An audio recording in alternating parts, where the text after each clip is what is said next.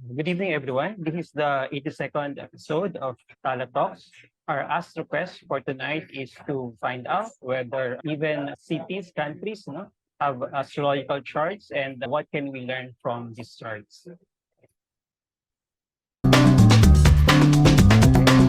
Good evening, everyone. Welcome to another episode of Talatoks.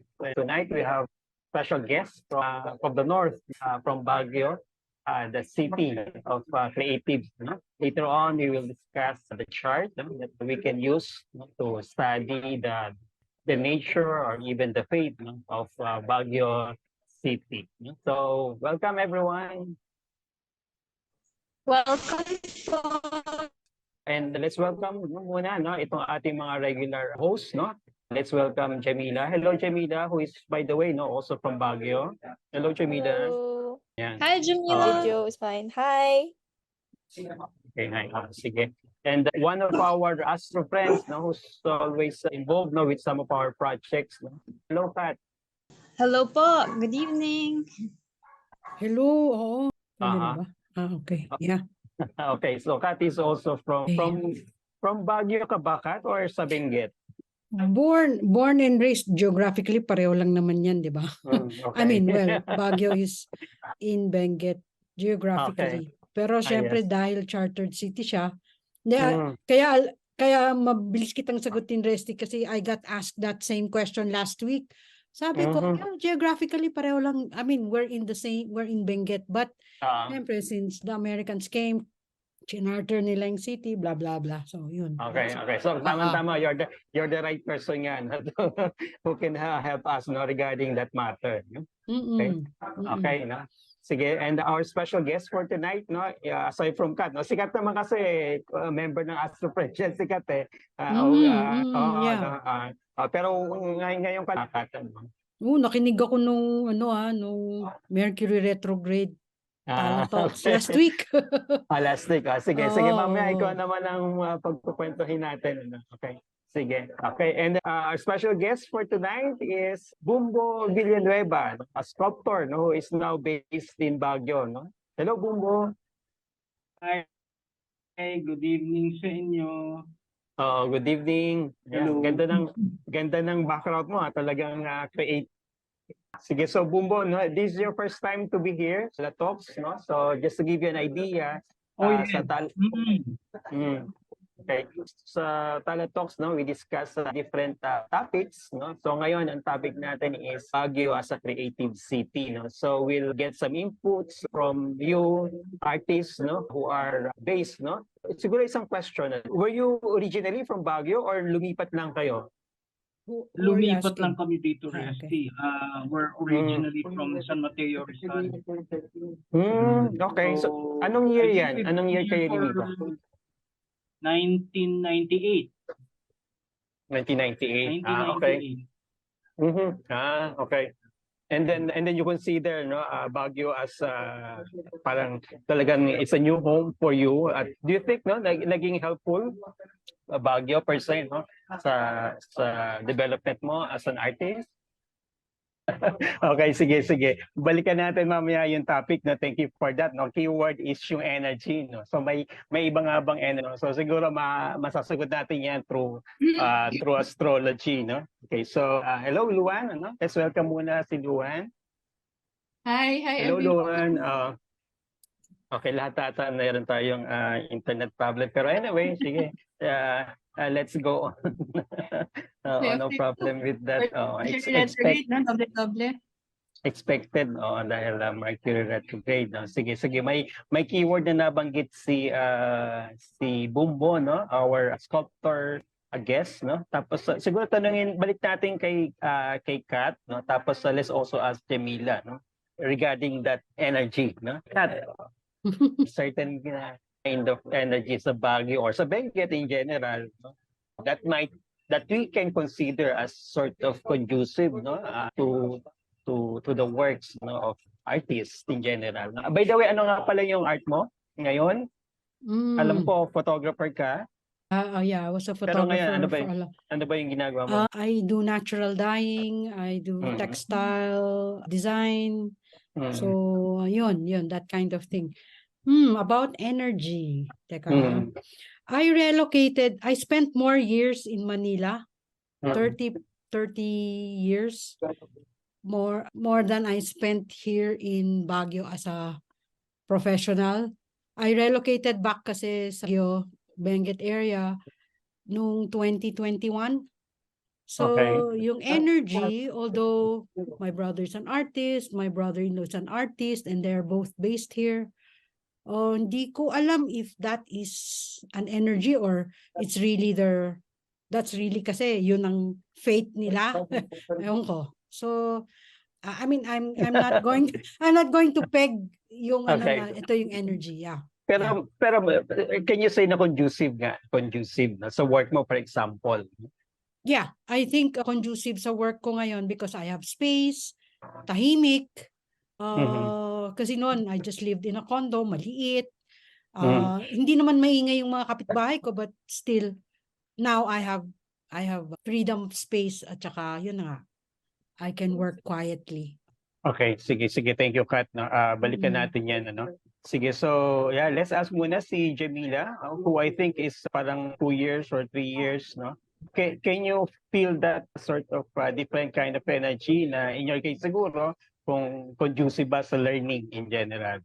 So for me in Baguio kasi my family is actually from Baguio pero I Okay. actually grew up in Manila.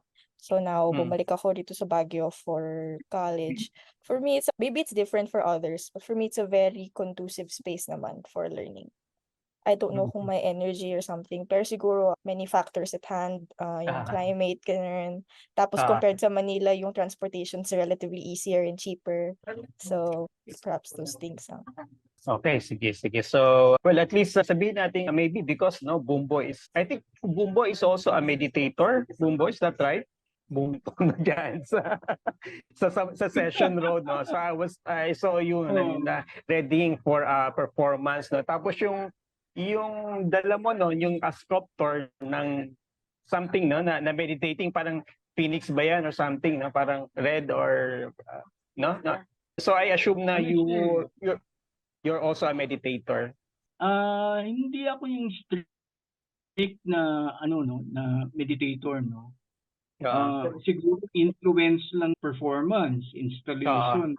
Yun yung time na binyahe lang namin yung sculpture eh. From my house, may laman, may kaakibat na performance. Anong title anong tawag mo sa sculpture? Ko doon ako gagalaw, parang ganun. At sa akin, sagrado yung spasyong yun. So, yun yung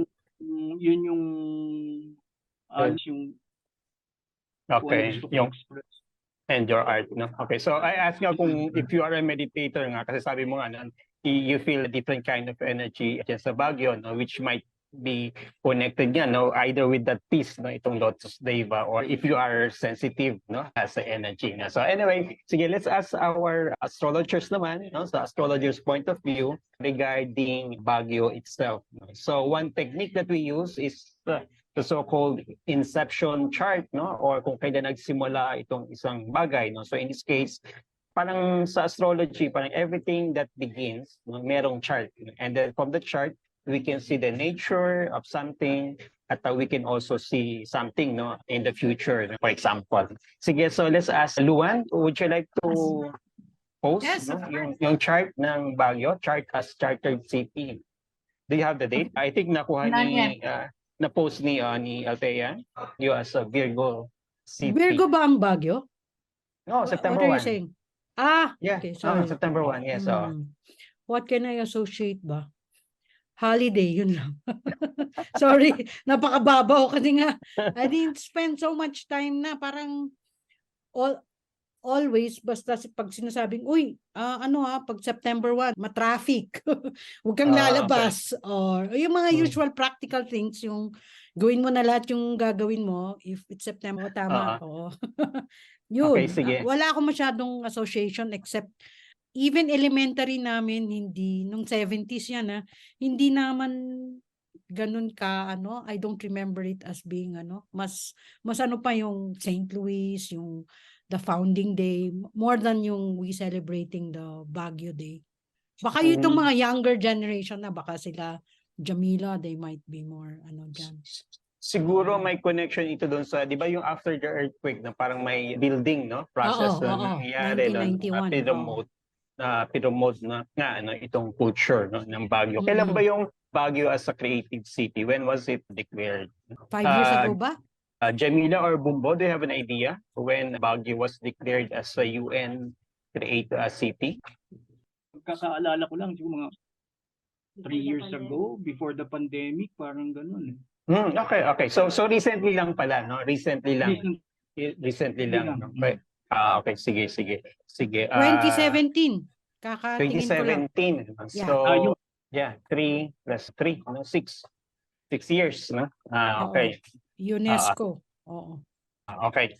Continue muna natin yung astrological discussion, ano? Let's say si Althea and Jamila, what can you say about the connection between doon muna tayo siguro sa Virgo sign, because ito yung pinakaalam ng lahat. So pag sinabing September yung birthday, no, let's say August 23 hanggang September 21 or 22 siguro, it's the sun sign and it's Virgo. No? So anong una nating makukunik kaya I guess while Luan might be pulling up the chart, what I can say is Virgo is a mercurial sign. And so I observed going to Baguio that it's very industrious.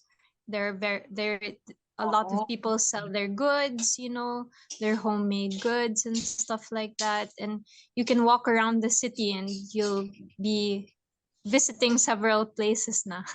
Ganon. Okay, thank you.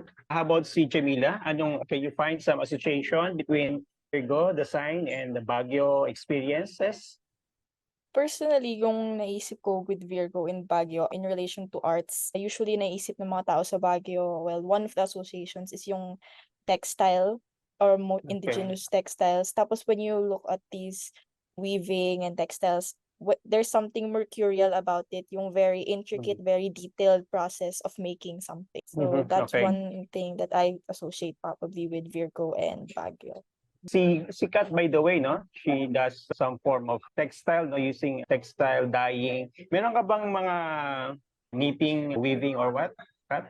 Sorry, I don't weave, pero I work with weavers. Okay, yes. In the city, and I am actually now in a process of teaching a few weavers to dye their yarns. Before we used to have our own plant dyed yarns from Ilocos to the Cordilleras. We were using blue from indigo. We were using local plants. So medyo yun lang yung ma-share ko dun sa mga weavers na I work with from Ifugao, from Bontoc, Mountain Province. Ganun. Siguro ito yung isang manifestation niya, sabi natin na somehow yung the city or the province itself is conducive to art. So in your case, parang literal yan siguro sa iyo mismo, Kat, kasi let's say if you're looking for weavers, nandiyan lang, madaling hanapin, kung hanap ka ng dye, di ba? If I remember you plant your own indigo plant ba, and it's nasira nga nitong egay nasira. Okay. Very pero aside from that, maganda naman yung quality ng indigo dye that you got from that. Hindi ko pa siya ginagamit for my work. I'm just trying to grow it first kasi kailangan ma-establish siya So I'm still getting supplies from Mindoro and Mindanao. Okay. So in that case, more on the weavers, na madaling hanapin or agilapin dyan sa area. Oo. Yes. Crafts yung magaling sa I think I was asking another friend, sabi niya, I think yung creative city, kasi when you invited me to join Rest, naisip ko, ano kaya what do others think about the creative city? So, nagtanong-tanong lang ako. It so happened, bumagyo naman ng bumagyo. Di naman ako But I asked one person and she said, baka the creative city was assigned to Baguio or was because ang daming ngang crafts dito. Like, when you think about the Ifugaos, in fact, there's a group of Ifugaos now in Brazil. Kasi they're also looking at what the Brazilians are doing, the indigenous people in Brazil. So sabi ko, may exchange siguro, ganyan. Kasi nga yung kanilang, the skills they have are not, we are proud of in the Philippines. Pero it's not common kung sa norte, common yon. Sa south, iba naman. Maybe it's a different kind of, maybe abaca weaving, yun ang common doon. So may kanya-kanyang per area. Right, Yun. sige. Okay, so craftsmanship, no, it has something to do with Virgo or Mercury, no? Kasi yung Virgo and Mercury, no, related with the hands, no? So, very okay. agile, no? At Oh, may nabasa konting... ko. Yes, I read nga somewhere. Baka dun sa libro mo din. Okay. Okay, ready na yung chart natin, Luan? Ready na yung chart natin? We can ask Luan, Jamila, and Althea to look at the chart. Kung meron ba tayong clue that we can get from the chart, no? City ang Baguio. Yung craftsmanship of Virgo nakikita sa Baguio kasi kailangan talaga particular ka dun sa weaving, dun sa may process. And I think also Earth, since it's an Earth sign, there's a tendency to be a little bit closer to nature, a little bit more kumbaga respectful. Now that I'm looking at the chart of Baguio now, I just can't share, pero very, very, prone siya sa ganyan, craftsmanship most especially. Possible kaya, Luan, na kasi ang pansin ko lang, in migration kasi dito sa Baguio in migration, I mean, from Ifugao, they work with their hands, maraming weavers from Mountain Province, they come here, and then they do their work here, they have their own houses, so, pero they're not naturally from here, from the city. So, nag-migrate sila lahat, everybody comes together in the center, so, and then, syempre, of course, nagdatingan na rin sina Bencab, everybody here, and, it's a city of migrants also. Oo nga. So, siguro may mga certain configurations that can lead to that. Share natin yung chart. I just don't know the time ng inauguration, but I have the date here. And if we have a noon chart... Pwede na mag-share, by the way, Luan. Sige, so balikan muna natin si Bumbo, no? So, no? Sabi nga ni Kat, hindi, karamihan siguro, no? Karamihan ba, no? Of course, Bumbo, no? Your friends, no? With other artists, no? Sa Baguio, no? Is it correct to say nga na karamihan ng mga artists are from other places, no? At nagsettle lang sa Baguio, no? Can you say that? Of course, may mga... Okay, sige.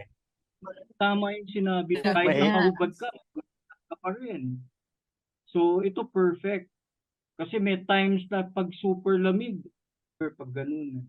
Okay, sige. So, may point nga, no? May point na sabihin na madami or hindi naman lahat, no? Pero kalamihan ng mga nag-settle down sa Baguio na artist, no? Somehow, no? Siguro naging more stable siguro yung kanilang output, no? Nung lumipat sila sa Baguio, no? Sige, and then tingnan natin yung astrological reason, Luan. Okay na yung chart, so can everyone start?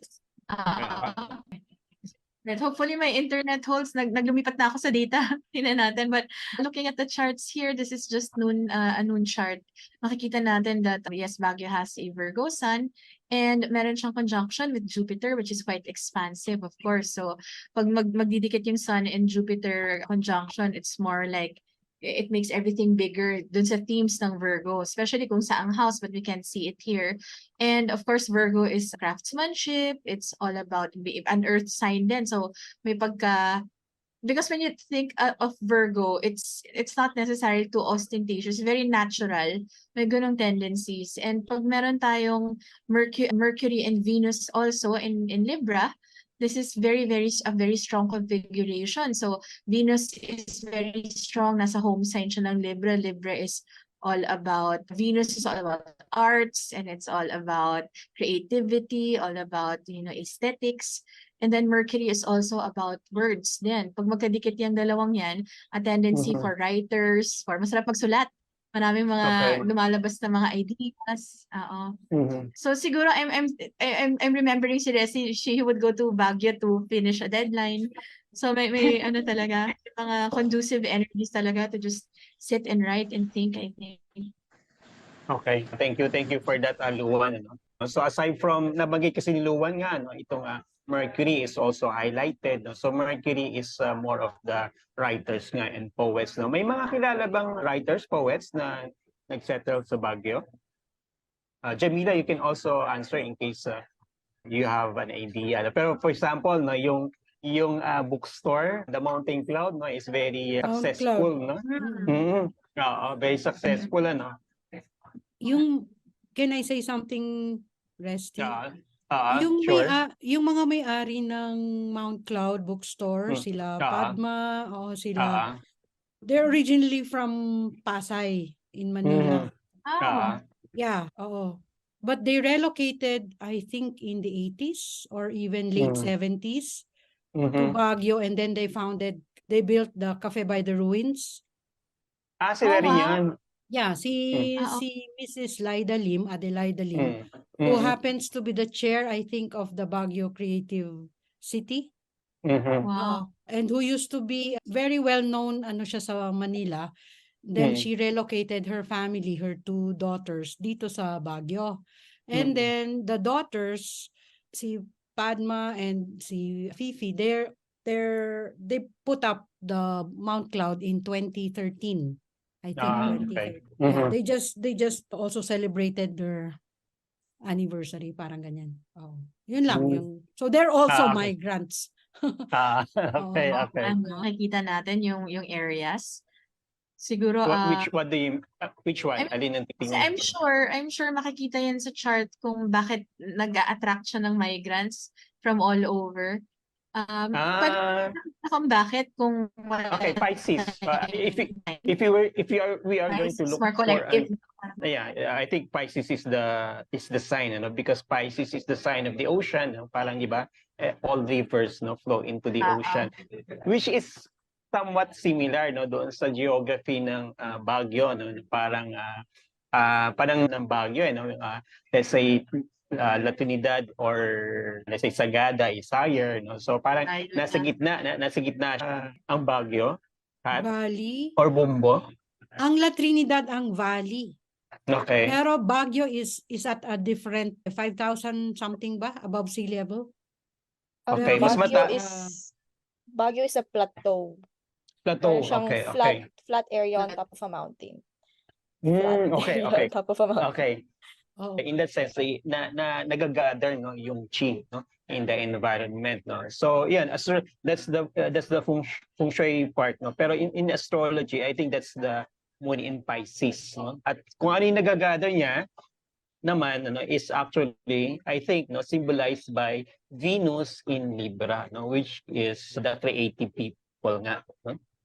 And then isama na natin yung Mercury. So Mercury are the let's say the poets, the writers, the thinkers, and the students, katulad ni Jamila, students from all over the country, or specifically, kahit sa norte, di ba? Parang Baguio is the center of education, Yes po, Baguio yung parang sinasabi, yun talaga yung education center of the north dito. Tapos, just a thing to add din, kasi Venus in Libra, Baguio yung architecture ng Baguio, it's planned. It was planned by the Americans. Tapos it was actually part of an architectural movement from the Americans where they strove to really make the architecture beautiful. So, okay, so may plan, may desire, Okay, thank you.